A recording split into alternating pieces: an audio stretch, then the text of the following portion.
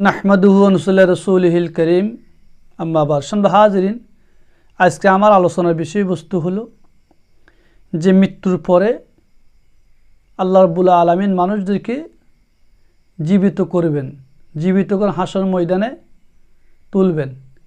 কিন্তু এই ব্যাপারে আল্লাহ রাব্বুল আলামিনের বান্দা সমূহের মধ্যে থেকে অনেক বান্দারা তা বিশ্বাস করে না। যে তারা বলে যে মানুষ তো মরে যাবে, ফসে গলে যাবে, মানুষ মরে যাবে, ফসে গলে যাবে। এই ফসা গলা মানুষকে আল্লাহ পাক আবার কীভাবে জীবিত করবেন? আল্লাহ কি পারেন না? আল্লাহ যদি নিষ্প্রাণ থেকে প্রাণ সঞ্চার করতে পারেন, আল্লাহ পাক নাপাক বীর্যু থেকে আল্লাহ পাক মানুষ তৈরি করতে পারেন, তো যে আল্লাহ নাপাক বীর্যু থেকে নাপাক পানি থেকে একজন মানুষের অস্তিত্ব তৈরি করতে পারে, ওই অস্তিত্ব তৈরি করে তাকে রুহ দিয়ে দুনিয়ার কায়নাতের সকল বস্তুর জ্ঞান তাকে দিতে পারে, সে ভালো মন্দ সব কিছু বুঝে, সেই ব্যক্তি মৃত্যুর পরে আল্লাহ রাব্বুল আলামিন তাকে কি জীবিত করতে পারবে না? সেই ব্যাপারে আজকে আমার আলোচনা। মহান আল্লাহ তাআলা বলেন, কিয়ামত অবশ্যম্ভাবীয়, এতে কোনো সন্দেহ নেই, এবং যারা কবর রয়েছে তাদেরকে তিনি নিশ্চয় পুনরুত্থিত করবেন। তিনি অস্তিত্বহীন হইতে অস্তিত্বে আনার সক্ষম রাখেন। এই কাজে তিনি পূর্ণ ক্ষমতাবান, পূর্বেও ছিলেন, এখন আছেন। অর্থাৎ অবশ্যই আল্লাহ রাব্বুল আলামিন যারা মৃত্যুবরণ করবে, কবরে যাবে, কবরে শোয়ানোর পরে আল্লাহ রাব্বুল আলামিন ওই মৃত ব্যক্তিকে আল্লাহ তাআলা কী করতে পারেন? জীবিত করতে পারেন। এই জন্য আল্লাহ রাব্বুল আলামিন কোরআন কারীমের মধ্যে খুব আক্ষেপ করে বলতেছেন, মানুষকে দীক্ষা দিয়ে বলতেছেন, খোঁড়া দিয়ে বলতেছেন, আমার আল্লাহ বলেন সে আমার সম্বন্ধে উপমা রচনা করে, অথচ সেই নিজের সৃষ্টির কথা ভুলে গেছে, ভুলে যায়।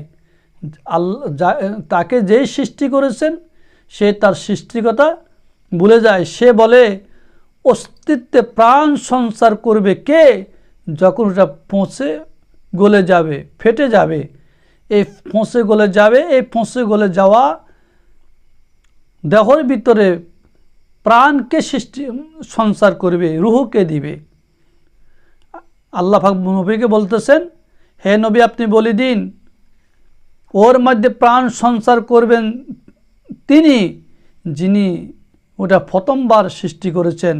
অর্থাৎ তিনি এই মানুষকে প্রথম যেভাবে সৃষ্টি করেছেন, তখন তার প্রাণ ছিল না, তিনি একজন মানুষের মৃত্যুর পরে আল্লাহ তাআলা তাকে সেইভাবে কি সৃষ্টি করতে পারবেন। আল্লাহ প্রথমবার সৃষ্টি করার ক্ষমতা আছে, এর পরে কি আল্লাহ সৃষ্টি করার ক্ষমতা নাই? অবশ্যই আছেন।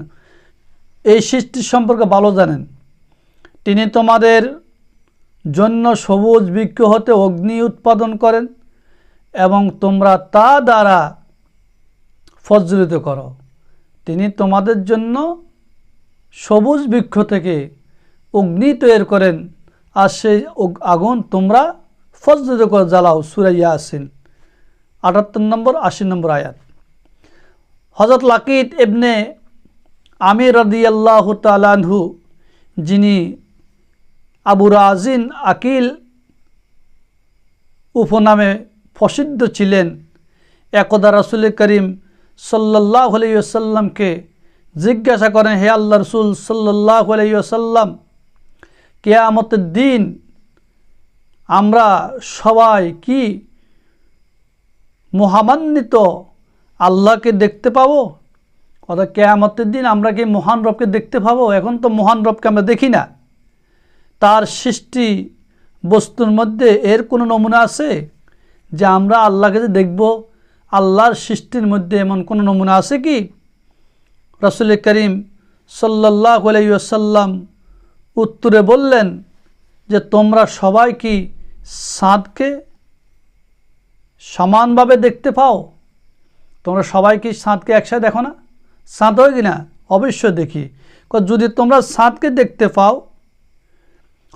হযরত লাকিদ রাদিয়াল্লাহু তাআলা আনহু জবাব দেন, হ্যাঁ ইয়া রাসূলুল্লাহ, অবশ্যই আমরা চাঁদকে দেখতে পাই। আমরা পৃথিবীর সকল মানুষ তো চাঁদকে দেখি, চাঁদ আকাশে উদিত হয়।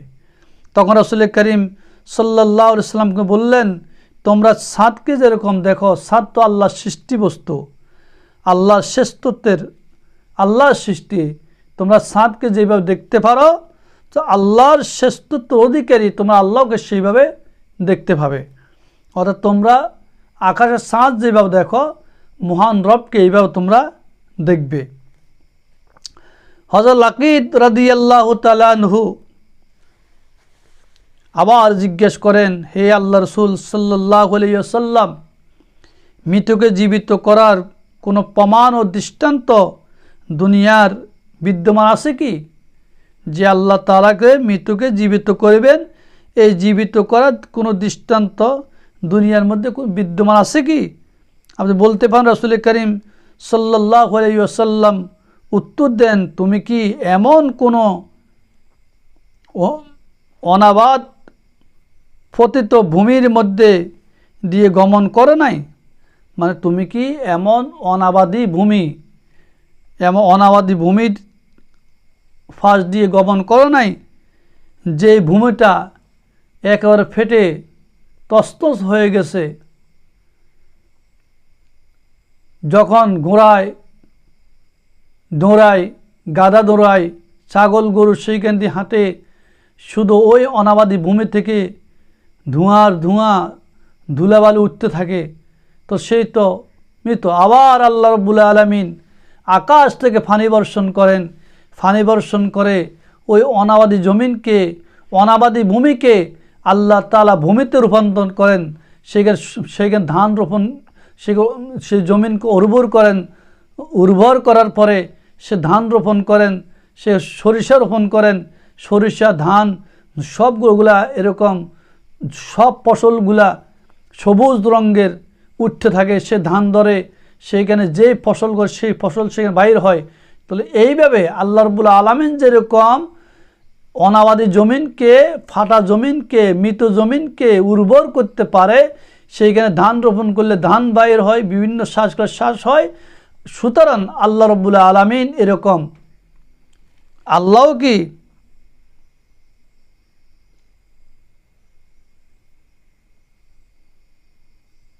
রাসূল করিম সাল্লাল্লাহু আলাইহি ওয়াসাল্লাম তখন বলেন, এইভাবে আল্লাহ তাআলা মৃতকে জীবিত করবেন। যেই ব্যক্তি মৃত্যুবরণ করছে, ওই মৃত ব্যক্তিকে আল্লাহ জীবিত করবেন। একজন ব্যক্তি মৃত্যুবরণ করে যদি হাজার বছর পর্যন্ত মৃত থাকে, মানে কবরে পৌঁছে গলে যায়, আল্লাহ তাআলা সেইখান থেকে তারা কি জীবিত করতে পারবেন, আল্লাহর সে ক্ষমতা আছে। তো সময় হাজিরিন, এই দুনিয়ার মানুষ, সে গরিব, তাওয়াঙ্গার, ধনী, তাওয়াঙ্গার, মানে যত প্রকার মানুষ আছে, কোনো মানুষ আল্লাহর আযাব থেকে রক্ষা পাবে না, আল্লাহর ধরা থেকে রক্ষা পাবে না। আল্লাহ অবশ্যই তাকে ধরবেন এবং তাকে উপযুক্ত শাস্তি দিবেন। সে যে ভালো কাজ করে ভালো ফলাফল দিবেন, খারাপ কাজ করলে খারাপ ফলাফল দিবেন।